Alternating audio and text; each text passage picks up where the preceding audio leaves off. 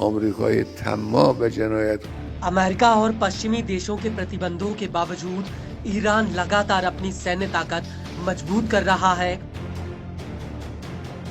Ballistic मिसाइलों से लेकर हाइपरसोनिक मिसाइल और घातक कामिकेज ड्रोन्स के नए नए वेरिएंट ईरान ने अपने सैन्य बेड़े में शामिल किए हैं।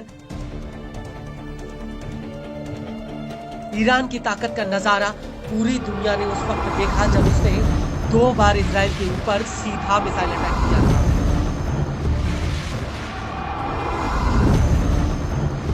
और ईरान की कई मिसाइलें इजराइल के एयर डिफेंस सिस्टम को भेदती हुई सीधे तेल अवीव में जा गिरी थी। और अब इसी कड़ी में ईरान ने एक बार फिर से अमेरिका को दिखा दिया है कि वो चाहे कुछ भी कर ले, लेकिन वो ईरान को रोक नहीं सकता है। जी हां, हम बात कर रहे हैं ईरानी सेना की मिलिट्री ड्रिल की, जो उसने नातंज परमाणु ठिकाने के पास की थी।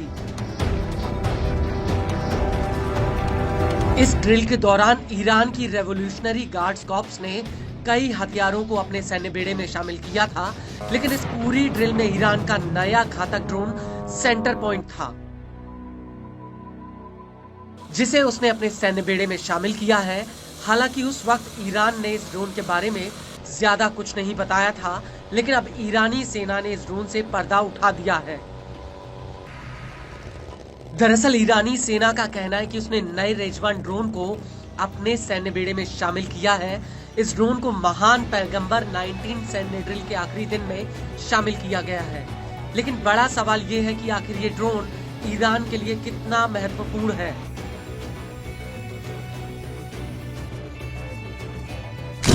तो आपको बता दें, रेजवान ड्रोन 20 किलोमीटर की दूरी तक हमला कर सकता है और यह ड्रोन 20 मिनट तक हवा में उड़ान भर सकता है। यह आत्मघाती ड्रोन माउंटेड कैमरा से लैस है, जो उसके फ्रंट पर लगा है, और ड्रोन के लॉन्च होने के बाद से ही ये कैमरा तस्वीरें खींचकर ऑपरेटर को भेजने लगता है।